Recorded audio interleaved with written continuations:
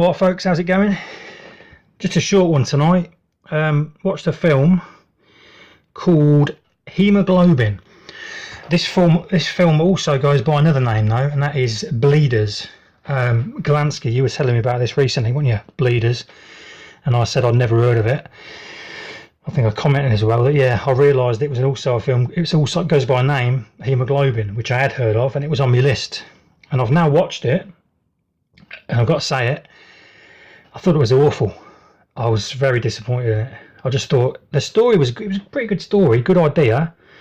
Basically, this family from maybe 300 years ago or something were that into preserving their bloodline that they were very into breeding. And you know, whatever happens. And then one of their ancestors comes along 300 years later, obviously, i.e. present day, or maybe 30 years ago, whenever the hell this was made, to his ancestral home.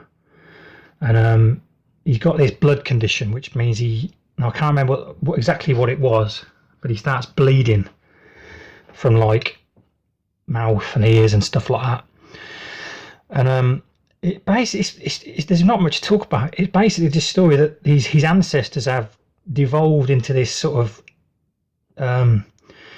underground dwelling sort of species of thing, and they just pop up and start eating people, dragging them underground and eating them and killing them and whatever the hell else they're doing. And it really, I thought the acting was pretty poor. Rutger Hauer's in it, or however you pronounce his name, famous actor from, like, you know, days gone by.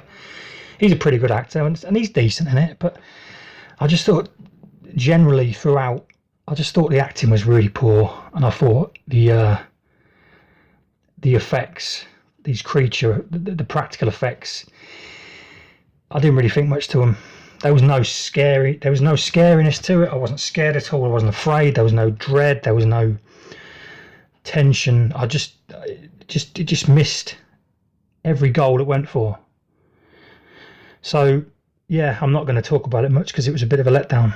So there's one to possibly avoid.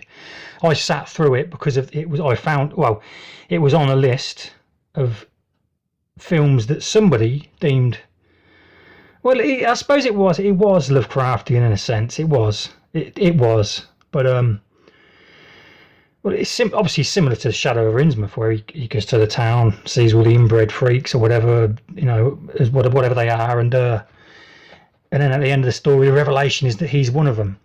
Now, we kind of know this from the start that he's one of them, but yeah, so it is Lovecraftian. But like I say, I found it on a list. Somebody deemed it Lovecraftian, so I felt I wanted to definitely sit through it.